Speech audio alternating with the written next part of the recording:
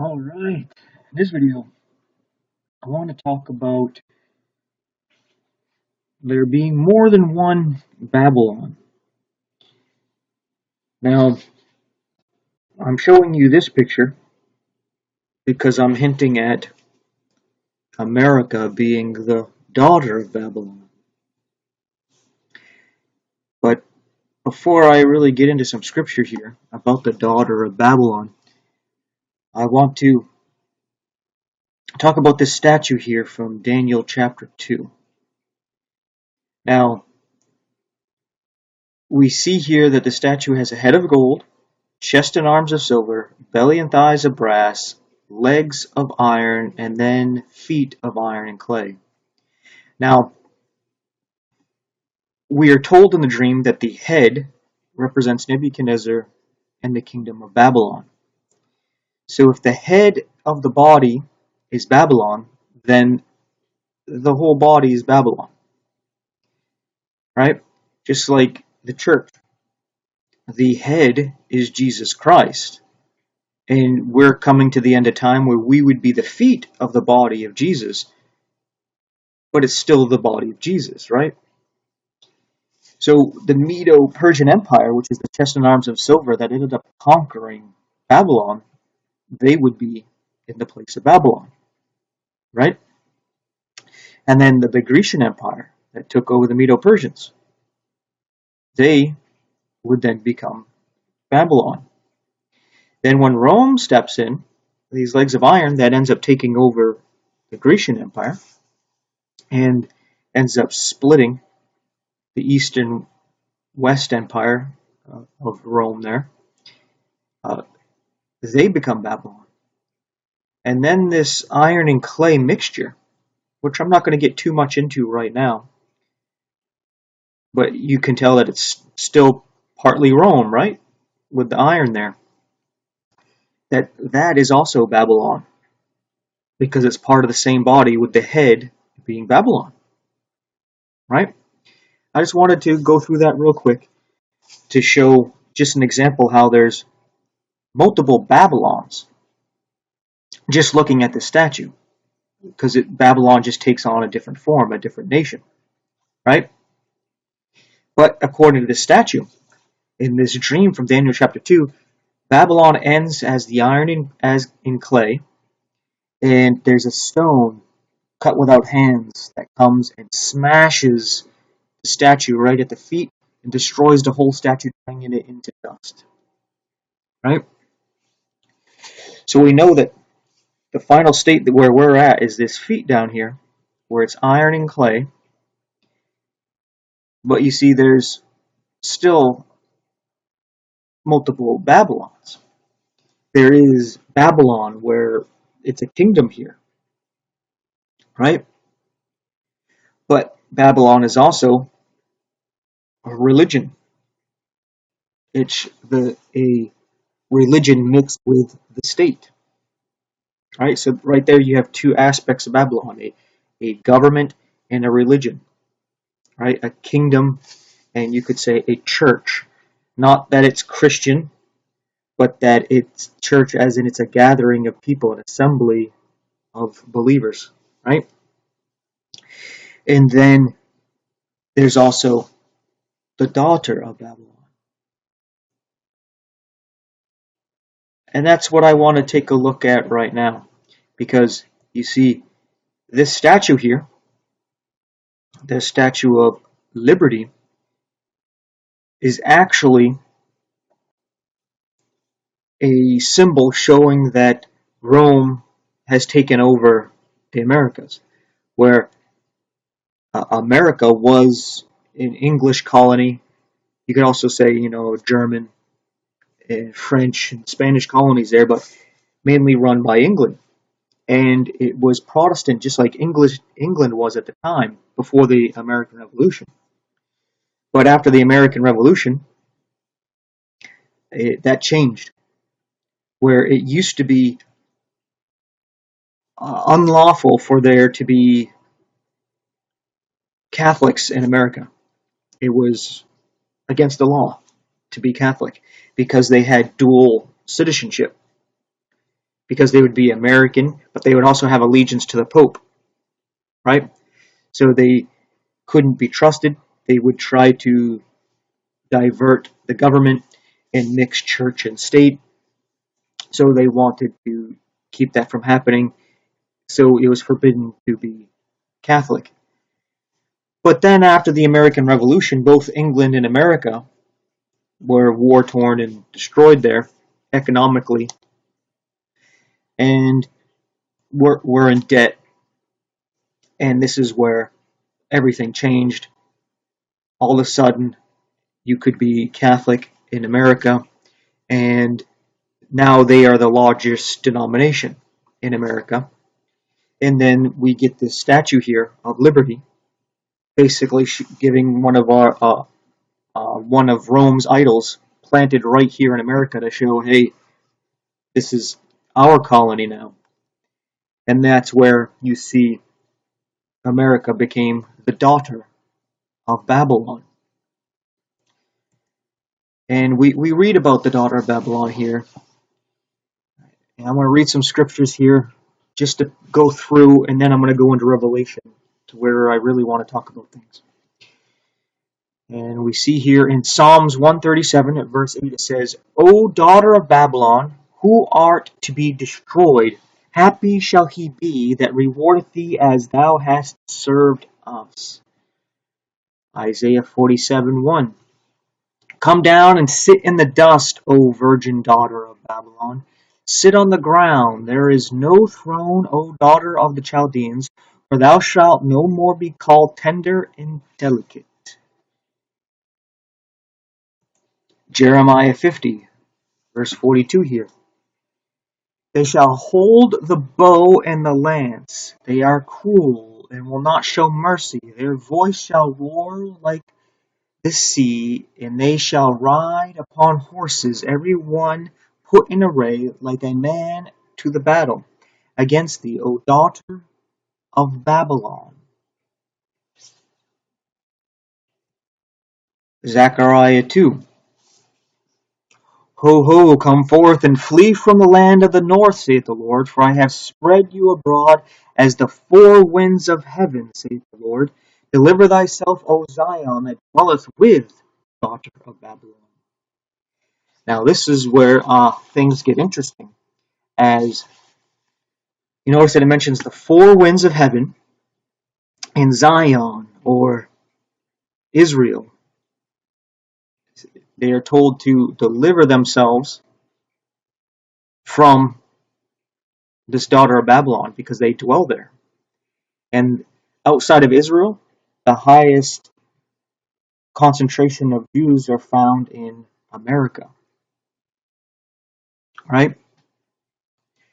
And when we relate this over here to Revelation 7, it says here at verse 1, And after these things I saw four angels standing on the four corners of the earth, holding the four winds of the earth, that the wind should not blow on the earth, nor on the sea, nor on any tree. And if you go on to read, the wind is not to blow until 144,000 Jews are sealed by God. Right? So you notice that they get the four winds of heaven here, and they're told to flee from there, from the daughter of Babylon. And then we have the four winds about to be let loose here. So we see that these four winds are going to be let loose, and it's going to have to do with something with the daughter of Babylon being destroyed. And that's why we would read in Revelation where it says, Babylon is fallen, Babylon is fallen. And it tells us twice. Because there is a Babylon, there's a daughter of Babylon, there's a political Babylon, and a religious Babylon. And I'll talk about that more in detail as I continue here. But if you checked out my other videos that I've done talking about Revelation, I made the connection here with these four winds in chapter 7 being just a retelling of what we see here in Revelation 6, where we have the 4 horsemen of the apocalypse, right? And when the first seal is open, there's a white horse, and then we have, I believe, the red horse, and then we have a black horse, and then we have a pale horse. I believe these are the 4 winds. But they're not going to be let loose until the 144,000 are sealed. And then we read right after that there is a bunch of martyrs. And just to recap what I've said in the other videos, we see that here, where the 4 winds are not let loose until the 144,000 are sealed. So they are sealed, right? That means the 4 winds are let loose, and what's the next thing that happens? We see the martyrs, as there's a great multitude from all the other nations. Whoops. Yeah, I didn't mean to do that. From all the different nations here, because those would be the ones that were actually martyred at the 5th seal. Right? I guess you can highlight this whole thing as it talks about that they came out of the great tribulation. Right? And that tribulation starts at the first seal being opened. Now, personally, applying this to the time we're in right now, I believe that Donald Trump has duped the Christians and got them to help put him in office. And he is actually the man of sin. And he is going to do something, whether it's instigate a civil war, instigate world war, economic collapse with his tariffs, or some other means. He is going to do what the man of sin does. He's going to change times and laws so that he stays in office. And that's that first seal being opened, is the Antichrist receives a crown. Right? I believe that's exactly what's going to end up happening. And Trump is going to receive that. He is going to fight for Israel. But like it also says in Daniel, that this guy who changes laws and times, it says his abode, his home, is destroyed. Hence why I showed this here. The Statue of Liberty all busted up. Because I believe either through Civil War, World War, something, there's going to be a destruction of the daughter of Babylon. And he is then going to move to Israel because the Jews love Donald Trump over there. And they're going to accept him because he's going to continue with this Abrahamic Accords to bring this peace, to establish the building of the Third Temple. And I think from there you know the rest of what's going to happen, where he's going to claim to be God, and you know Donald Trump is pompous enough to claim to be God. And a lot of people would just think, oh, yeah, that's just Donald being Donald. No. Anyway, continuing with this here. Revelation 17 at verse 5, it says, as it's talking about this harlot, and it's referring to this harlot as Babylon. Because you see there's the nation of Babylon, which you can say is a reference to the dragon. Right? The dragon of Revelation 13. You know, the beast. It's not quite a dragon. It's given the power from the dragon, which is Satan. But it's got a body of a leopard, the head of a lion, the feet of a bear, and so on and so forth there. That beast would be the political system. But this is the religious system. As it says here in verse 5 of Revelation 17, it says, and upon her forehead was a name written, Mystery Babylon the Great, the mother of harlots and abominations of the earth. So you see here, there's this mystery, Babylon the Great, right?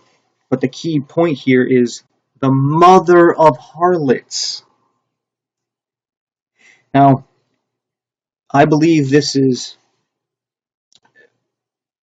a mixture of two groups because I see it as the fallen away Pharisees, religious leadership of the Jews that rejected Jesus, and they said, "We have no king but Caesar," right? That's where they became a harlot, and they mixed with the Roman Empire. And once they mixed with the Roman Empire, their religion mixed with the Roman pagan religion, as Rome always conquered a place and then absorbed its religion into its own, where you could still practice your religion as long as you also paid homage to the Roman Emperor as a god as well. So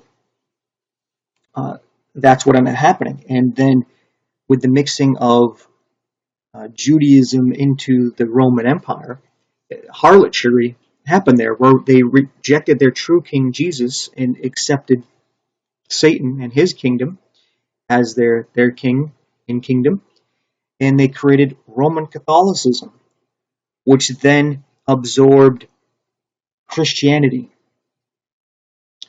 So you see how this is Judaism, but it's with this harlotry that it creates Babylon, right? The confusion, mixing things that should not be mixed, a bunch of contradicting religions that don't agree, all coming together. And like I said, ends up eventually absorbing Christianity. Not all of it, not true Christianity, but basically usurping the place of Christianity. And then, saying that they're the one true Christian church.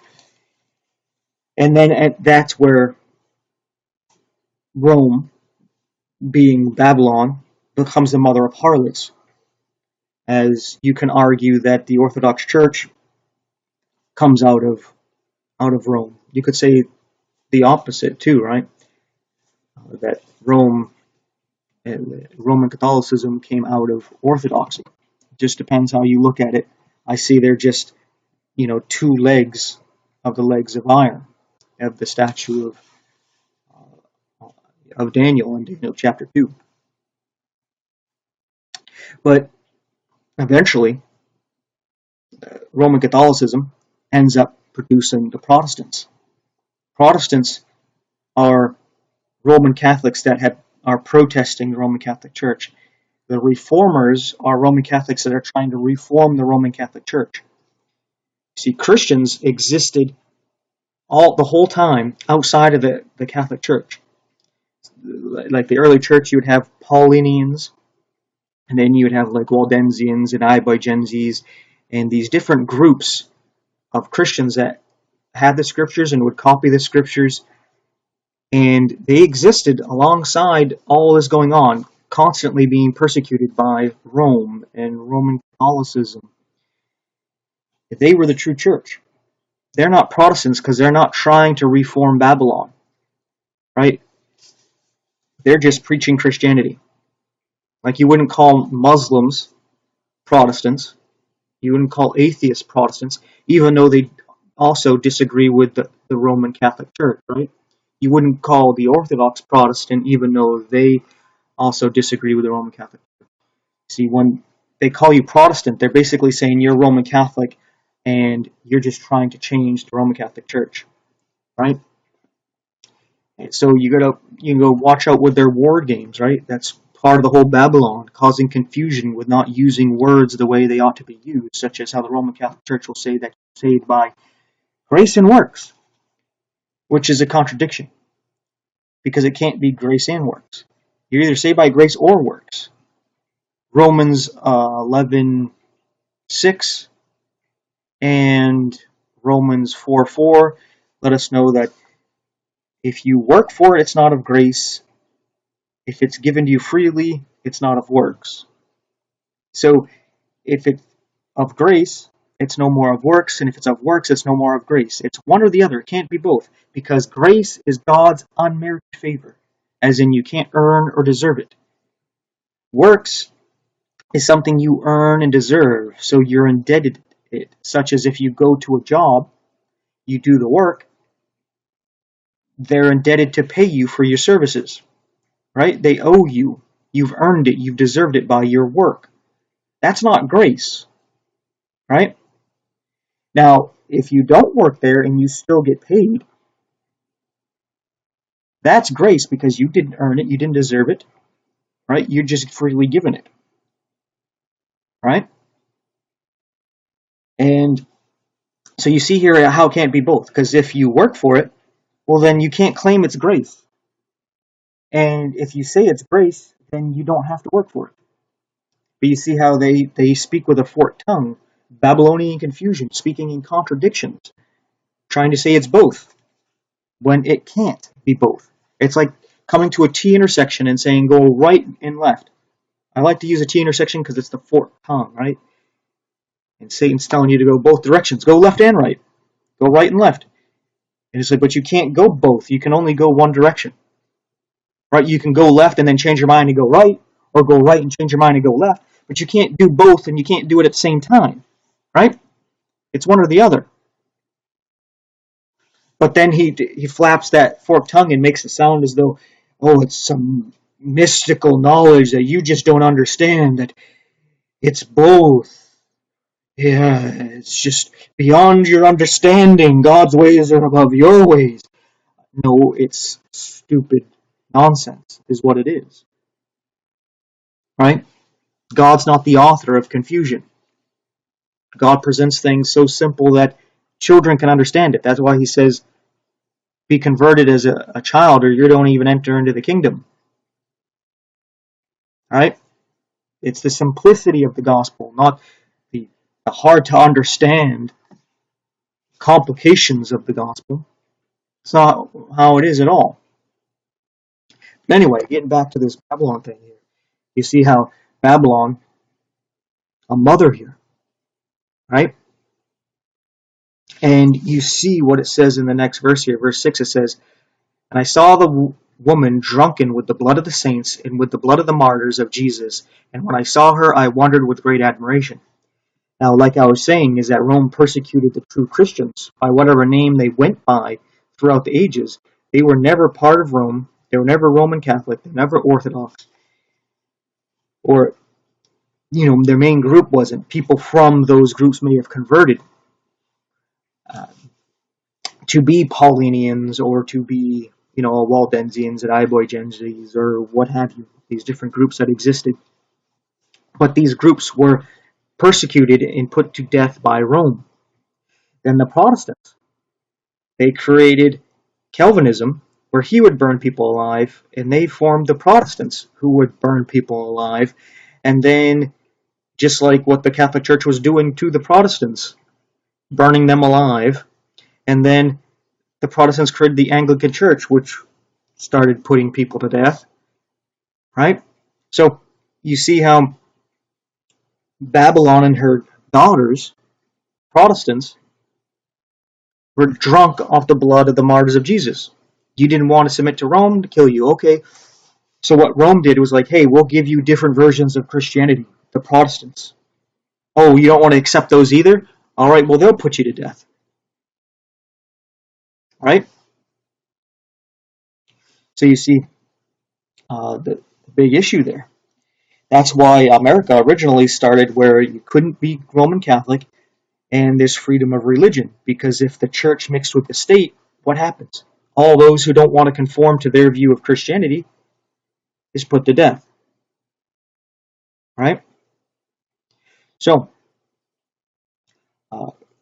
using both views of what Babylon is, a political kingdom and a religion, we see America is that, and that's what's coming together, where I believe Trump is going to push for Agenda 2025, which ultimately is going to mix church and state together.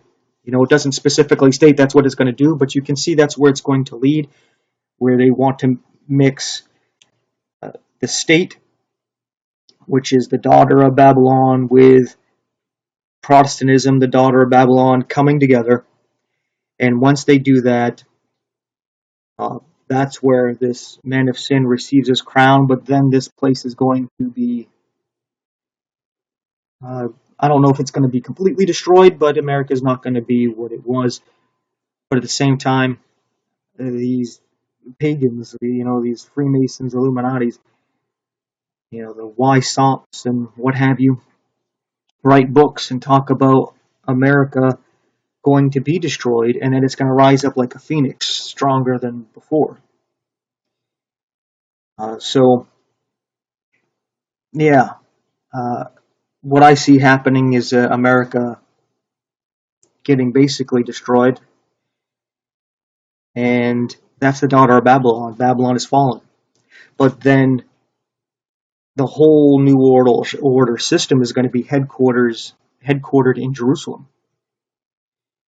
It's going to move there, and that's going to be the ultimate fulfillment of Babylon there. And it's going to be trying to put its place in God's land, trying to take his place as God. And that's where eventually Jesus is going to return, and Babylon is going to be fallen the second time. But I think this unfolds even deeper, where there's the Babylon in heaven where Satan and his angels will be fighting against Michael and his angels, and then they fall here, and then when Jesus comes down and destroys Babylon, they're fallen again, cast into hell. So I believe there's many layers of the Babylon is fallen, and they're all true. It's just different angles. You see it spiritually, you see it politically, you see it religiously. They're all correct. And I just bring that up because I know some people, they think, no, it's only spiritually speaking. Oh, no, it's only politically speaking. Oh, no, it's only religiously speaking. I disagree. I believe each view is correct. It's just each view is looking at it from a different angle. And we just need to put it together. And to think that it's one and can't be the others is just not finishing the puzzle. You're not putting it completely together, and you're losing a lot of information there, because when you put it all together, it fits. It fits, and it doesn't contradict. It doesn't make any one of them become a lie or some kind of hypocritical contradiction or inconsistent. It all lines up. Right? So, with that being said, thanks for watching. Take care.